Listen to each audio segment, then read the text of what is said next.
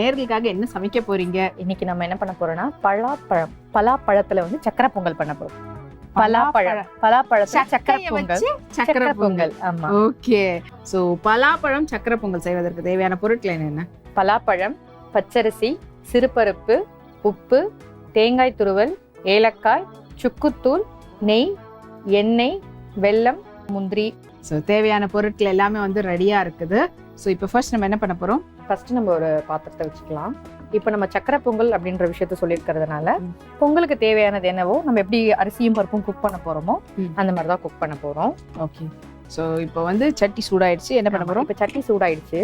இதுல வந்து ஒரு 1/4 ஸ்பூன் போல நெய் போட்டுக்கிறேன். ஏன்னா எப்பவுமே வந்து எந்த ஒரு பருப்பையுமே வந்து நம்ம அப்படியே போடும்போது அதுல ஒரு ஸ்மெல் கொடுக்கும். ஸோ லைட்டா ஒரு கீலையோ அல்லது எண்ணெயிலையோ இல்ல வெறும் கடாயிலையோ போட்டு கூட நம்ம கொஞ்சம் வதக்கிட்டு போட்டோம். நான் கூட நினைச்சேன் பொங்கல்னதும் முந்திரியை தான் போட்டு நம்ம ஃபர்ஸ்ட் நம்ம ஃபர்ஸ்ட் என்ன குக் பண்றோமோ அதை வந்து இதை போட்டு குக் பண்ண ஆரம்பிச்சிடலாம். ஓகே. ஏன்னா இது வேகிறதுக்கு நமக்கு டைம் எடுக்கும். அதுக்காக ஊற வச்ச பருப்பு தான் நெய்ல போடுறோமா நம்ம? ஆமா, இது ஊற வைக்கல, லைட்டா வாஷ் பட்டம் பண்ணி வச்சிருக்கோம். ஓகே. இப்போ என்ன குவான்டிட்டியில நம்ம வந்து பண்ணணும்? இப்போ வந்து நான் 250 கிராம் போல வந்து பச்சரிசி எடுத்திருக்கேன். அதுக்கு ஒரு 50ல இருந்து 75 கிராம் போல சிறுபருப்பு எடுத்துக்கிட்டா போதும். ஓகே. ஸோ 250 எடுக்கிறீங்கன்னா அதுல வந்து 3ல 1 பங்கு அந்த மாதிரி நீங்க வந்து சிறுபருப்பு வந்து எடுத்துக்கணும். ஸோ சிறுபருப்பை கழுவிட்டு தண்ணி எல்லாமே நிறுத்திட்டு அதுக்கப்புறமா கொஞ்சமா நெய்யோ அல்லது வெறும் கடாயிலையோ அல்லது வந்து எண்ணெயோ ஏதாச்சும் ஒன்று போட்டு லைட்டா ஒரு அந்த ஸ்மெல் கொஞ்சம் போகும். அந்த ஸ்மெல் போனதுக்கு அப்புறமா நம்ம குக் பண்ணணும். ஓகே. அந்த பச்சை வாசனை போய் அந்த ஒரு பச்சை வாசனை போட்டு அந்த சிறுபருப்புக்குன்னு ஒரு ஃப்ளேவர் இருக்கும், அந்த ஃப்ளேவர் வரும். இதே போல தான் அரிசியும் பண்ணணுமா? இல்ல, அரிசி நம்ம பண்ணணும்னு அவசியம் இல்லை. அரிசியை வாஷ் மட்டும் பண்ணா போதும், பருப்பு மட்டும் நம்ம பண்ணணும். ஓகே. இப்போ இதுக்கு இப்போ 1/4 கப், அதாவது 250 கிராமுக்கு 3ல 1 பங்கு பருப்பு. ஆமா, அரிசியில இருந்து. அதுவே வந்து வெல்லம் எப்படி எடுக்கணும்? வெல்லம் வந்து இப்ப 250 கிராம் அரிசினா ஒரு 300 கிராம்ல இருந்து 350 கிராம் அவங்களோட டேஸ்ட். இப்ப ரெகுலரா அதிகமா இருக்கணும், அரிசி 50 கிராம் எக்ஸ்ட்ராவா இருக்கணும். ஏன்னா அரிசி நம்மளுக்கு உபரி ஆகும். ஸோ அந்த டேஸ்ட் வந்து நம்மளுக்கு அப்ப அது குறைக்க ஆரம்பிக்கும். ஸோ அதனால அப்ப இதுல நம்ம வந்து சக்கப்பழமும் போடுறோம்ல. இல்ல, சக்கப்பழம் போடுறதுனால அந்த ஃபிளேவர் தான் கிடைக்குமே தவிர ஃபுல் அண்ட் ஃபுல் அந்த டேஸ்ட். ஏன்னா நம்ம நிறைய போடல, ஒரு எனக்கு தெரிஞ்ச ஒரு 50 கிராம் போல தான் போடுறோம். ஒரு 4ல இருந்து 5 பழம் போல தான் யூஸ் பண்றோம். நிறைய போட்டோம்னா நம்மளுக்கு வந்து தெரியும்.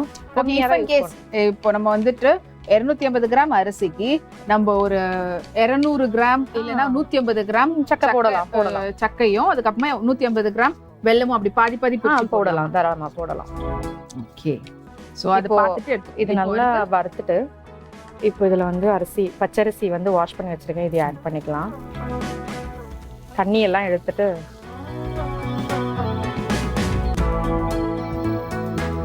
அப்படியே போட்டுற வேண்டாம், அப்படியே எடுத்து. ஓகே. ஸோ ஃபர்ஸ்ட் நெய் விட்டு பருப்பு வந்து நல்லா வதக்கிட்டு அதுக்கப்புறமா நம்ம ஊற வச்சிருக்கக்கூடிய அரிசியை வந்து அதோட சேர்த்து மிக்ஸ் பண்ணலாம். இப்போ பார்த்தீங்கன்னா பருப்பு அரிசி மிக்ஸ் பண்ணும் போது இந்த மாதிரி தெரியணும். நமக்கு நிறைய பருப்பும் தெரியக்கூடாது, அரிசி ரொம்ப கம்மியா இருக்கிற மாதிரியும் அந்த மாதிரியும் தெரியக்கூடாது. ஈக்குவலா பாதிக்கு பாதி. இல்லை, அதான் இது 3/4 அந்த மாதிரி கணக்கு. இப்போ இது எல்லாத்தையும் நல்லா மிக்ஸ் பண்ணிட்டோம். இதுல நான் என்ன பண்ண போறேன்னா கொட்டை எல்லாமே நம்ம எடுத்துட்டோம், அப்படியே நம்ம இதில் ஆட் பண்ணிக்கலாம். எதுவும் கட் பண்ண இது இப்போ கட் பண்ண வேண்டாம், நம்ம கார்னிஷ்க்கு போடுறது மட்டும் நம்ம கட் பண்ணி வச்சுக்கலாம். ஸோ ஒரு 2-3 பழம் போல ஆட் பண்ணிக்கலாம்.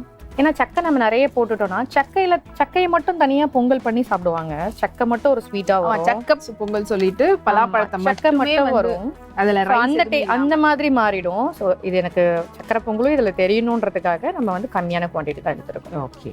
ஸோ இதெல்லாம் இப்போ மிக்ஸ் பண்ணியாச்சு. இப்போ தண்ணி போட்டுருவோம். ஓகே. இப்போ இது தண்ணி மெஷர்மெண்ட் எப்படி? இப்போ நம்ம பாத்திரத்துல தான் செய்யறோம். ஸோ அரிசி முழுகிற அளவுக்கு தண்ணி வச்சுக்கிட்டா போதும். குக்கர்ல செய்யறதா இருந்தா 1 டம்ளர் அரிசிக்கு ஒரு 2 டம்ளர் போல, ஏன்னா குழைய வேகணும், அதுக்காக ஒரு 2 இன்னும் கொஞ்சம் போடலாம். ஓகே. ஓகேங்களா? தண்ணி போதும். ஸோ இது அரிசி நார்மல் பாத்திரத்துலன்றதுனால அரிசி முழுகிற அளவுக்கு தண்ணி இருக்கிறோம். இதுவே நீங்க வந்து வேற அதாவது குக்கர் மாதிரி வைக்கிறதா இருந்தா, ஏன்னா இப்ப நம்ம வந்து இதை ஓபன் பண்ணி பார்த்து கூட நம்ம வேணும்னா தண்ணி கொட்டிக்கலாம். குக்கர்ல வந்து நம்ம அந்த மாதிரி ஓபன் பண்ண முடியாது. ஸோ குக்கர்ல செய்யற மாதிரி இருந்தா நம்ம வந்து ஒரு டம்ளர் அரிசிக்கு ஒரு 1.5 டம்ளர்லேருந்து 2 டம்ளர் வரைக்கும் வச்சோம்னா நல்லா குழைய வந்துடும். ஓகே, திறந்து வைக்கலாமா இல்லை இல்லை, இது இப்போ திறந்து இருக்கட்டும். இது மூடிடலாம். இதில் கொஞ்சமாக சால்ட்டு மட்டும் ஆட் பண்ணிக்கிறேன். சும்மா ஒரு பிஞ்சுன்னு சொல்லுவாங்களே, அது அந்த அளவுக்கு. ஆமாம். ஓகே, இப்போ இதெல்லாம் நல்லா மிக்ஸ் பண்ணி இதை நம்ம க்ளோஸ் பண்ணி இது நல்ல குழைய நம்ம எப்படி நம்மளுக்கு பொங்கலுக்கு நல்லா அரிசியும் பருப்பும் குழையுமோ அந்த அளவுக்கு இது நல்லா குழஞ்சு வேகும். ஓகே, ஸோ மூடி வச்சு இப்போ அரிசி பருப்பு அதோட சேர்ந்த பலாப்பழமும் நல்லா குக் ஆகும். எல்லாமே நல்லா குக்காகி மேஷ் ஆகி வரணும். நமக்கு அதுக்கான டைம் கொடுத்துருவோம். ஓகே, இப்போ பார்த்தீங்கன்னா நல்ல குழைய வெந்துடுச்சு. இப்போ வந்து அடுப்பை வந்து லோ ஃப்ளேம் ஆக்கலாம், ஏன்னா இது சட்டி சீக்கிரமாக அடி பிடிக்கும். ஸோ இந்த அடுப்பு நம்ம ஆஃப் பண்ணிடலாம். ஆஃப் பண்ணிட்டு போதுமா இது? போதும், அவ்வளோதான் போதும், அவ்வளோதான் போதும். இது அடி பிடிக்கக்கூடாது, அதனால கொஞ்சம் லைட்டாக மிக்ஸ் பண்ணிட்டு இது அடுப்பை மாற்றி வச்சிடலாம் நம்ம. ஓகே, அடுப்பு நான் ஆஃப் பண்ணிட்டேன்.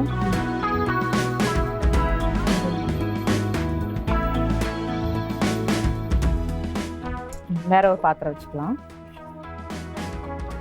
ஓகே, நெய் ஆமா நெய் வறுவல் பண்ணி தாளிசம் பண்ணிட்டு அதுக்கப்புறமா அதுல இருந்து வெள்ளை கரைசல் போடுறோம்.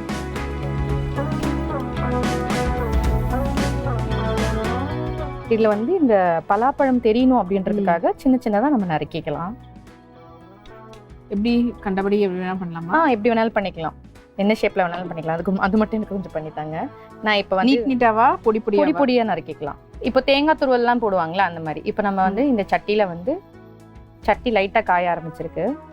இதுல வந்து நெய் போட்டுக்கலாம்.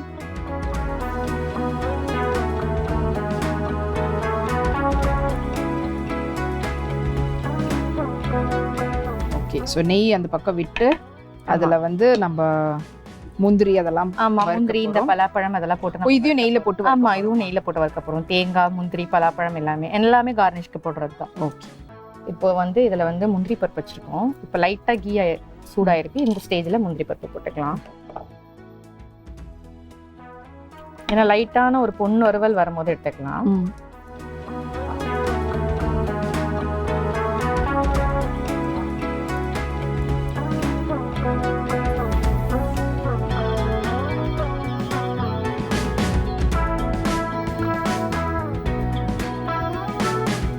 ஓகே, ஸோ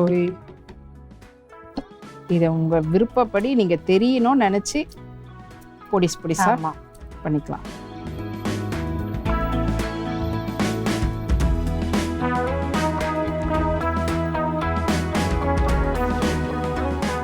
இந்த கீழ இந்த முந்திரி நல்லா பொரிய ஆரம்பிச்சிருச்சு.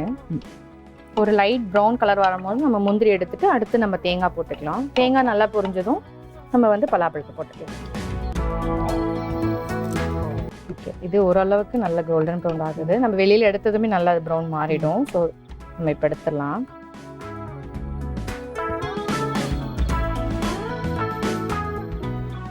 கொஞ்சம் ஸ்லோ பண்ணிக்கலாம். ஓகே, நெய் ரொம்ப ஹீட் ஆயிடுச்சுன்னா ஸ்மெல் மாறிடும்.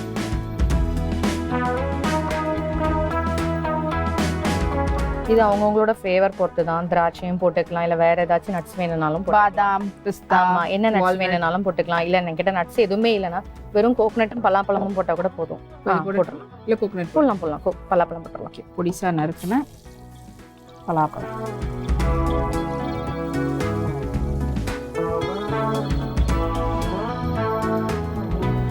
இப்போ இதெல்லாம் இப்பவே போடுவோமா இல்லை ஃபைனலாக ஆட் பண்ணுவோமா? இல்லை, இதெல்லாம் நம்ம ஃபைனலாக தான் ஆட் பண்ண போகிறோம். இது எல்லாமே இதெல்லாம் வறுத்து எடுத்துட்டு நம்ம வெல்லத்தை உருக்க போகிறோம். உருக்கி அதோட மிக்ஸ் பண்ணி தான் இதை கார்னிஷ் போட போகிறோம்.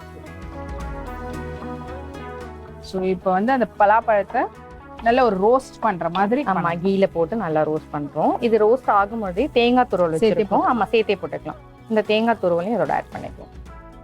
இது எல்லாமே அந்த நெய்ல நல்லா வந்து அப்சர்வ் பண்ணிட்டு நல்லா வந்து ஒரு மாதிரி கலர் ப்ரௌன் கலர்ல சேஞ்ச் ஆகிடும்.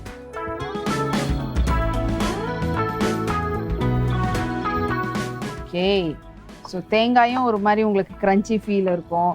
இந்த பலாப்பழமும் வந்து பார்த்தீங்கன்னா கொஞ்சம் திக்கான இருக்கனால அதுவும் ஒரு கிரன்ச்சி ஃபீல் நெய்யில் வறுத்ததும் இருக்கும். ஸோ இது ரெண்டும் சேர்ந்து யூஸ்வலாக இது வந்து பாயசத்துலலாம் பண்ணுவாங்க. இந்த மாதிரி வறுத்துட்டு அதை வந்து ஆமாம், வெல்லம் சேர்க்குற பாயாசம் எல்லாத்துலேயுமே வந்து தேங்காய் வந்து துருவி வறுத்து போட்டால் நல்லாயிருக்கும்.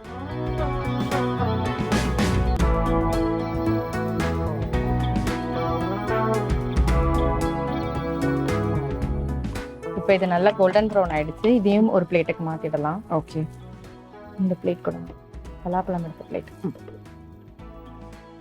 ஸோ இப்போ இதையும் வெளியில எடுத்துடலாம் நம்ம. ஓகே. இப்போ கார்னிஷ்க்கு தேவையானதெல்லாம் பண்ணியாச்சு. ஃபர்ஸ்டே வந்து நெய்யில முந்திரி வறுத்து எடுத்தாச்சு. இப்போ வந்து தேங்காயும் பலாப்பழமும் பொடிசா பண்ணி அதையும் நெய்யில வறுத்து எடுத்துக்கிட்டோம். இப்போ ஃபைனலி தேங்காய் சாப் பண்ணியும் போடலாம், இந்த மாதிரி துருகியும் போடலாம்.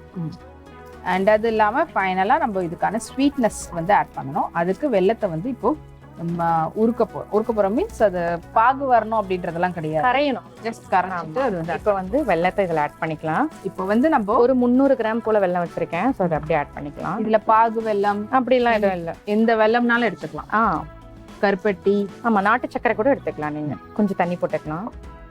இது கரையணும், அவ்வளவுதான். போடுங்க. போடுங்க. இது ஜாஸ்தி ஆயிட போதும். இல்ல இல்ல ஆகாது.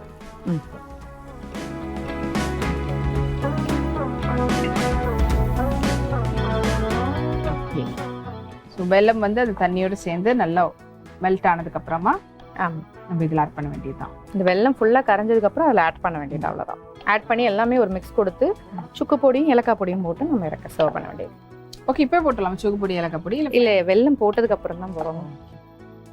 இப்போ இது எல்லாமே நல்லா கரைஞ்சு வரும். ஸோ இப்போ வந்து வெல்லம் வந்து மெல்ட் ஆகட்டும், அதுக்கு டைம் கொடுத்துரும். அதுக்கப்புறம் எடுத்து இதில் ஆட் பண்ண வேண்டியதுதான். வெல்லம் வந்து நல்லா உருகிடுச்சு, ஆஃப் பண்ணியாச்சு. இப்போ வந்து அந்த அடுப்பை மாத்திக்கலாம். ஏன்னா நம்ம அதுல போட்டு இதை மிக்ஸ் பண்ண போறோம்.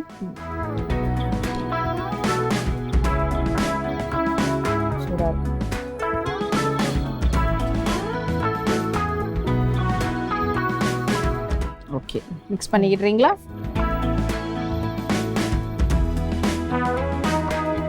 ஊற்றட்டுமா? போட்டுக்கலாம் பொறுமையா.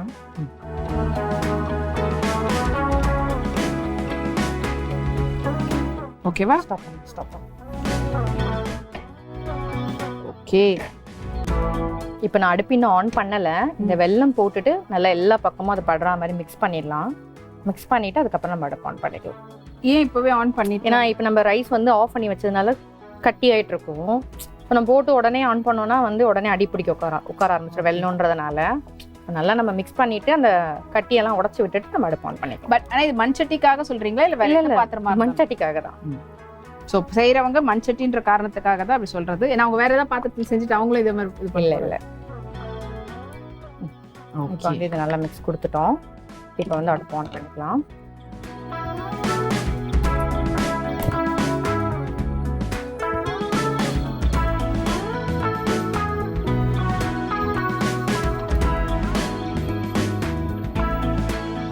ஓகே, ஸோ இப்போ நம்மளுடைய சக்கரை பொங்கல், சக்கையை வச்சு செஞ்ச சக்கரை பொங்கலினுடைய இப்போ பார்த்தீங்க போட்ட சக்கை.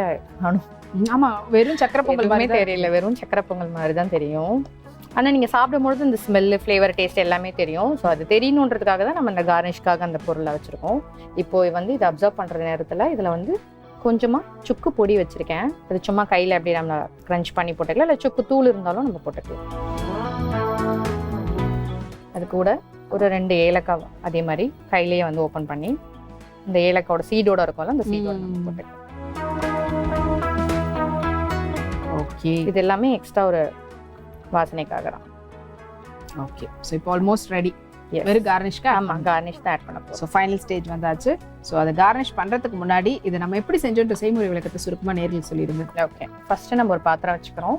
அந்த பாத்திரத்தில் தேவையான அளவுக்கு நெய் போட்டுக்கிறோம். நெய் நல்லா காஞ்சதும் அதில் சிறுபருப்பு போட்டுக்கிறோம். சிறுபருப்பு லைட்டாக பொன்னிறமாக வதங்கினதும் அதில் வந்து நம்ம பச்சரிசி வச்சுருக்கோம், பச்சரிசி போட்டுக்கிறோம்.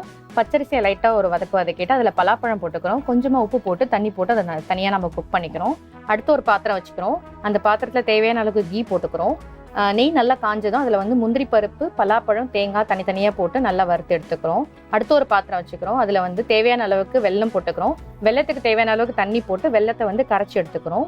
நம்ம ஆல்ரெடி வேக வச்சிருக்கிற அரிசியும் பருப்பு சாதத்தில் வந்து இந்த வெள்ளை கரைசலை நல்லா மிக்ஸ் பண்ணி கொஞ்சமாக ஏலக்காய் பொடியும் கொஞ்சமாக வந்து சுக்கு பொடியும் போட்டு நல்லா மிக்ஸ் பண்ணிவிட்டு நம்ம கார்னிஷ்க்கு வச்சுருக்க தேங்காய், பலாப்பழம், முந்திரி இது எல்லாமே போட்டு ஆட் பண்ணோன்னா நம்மளுடைய பலாப்பழ சக்கரை பொங்கல் ரெடி ஆகிடும்.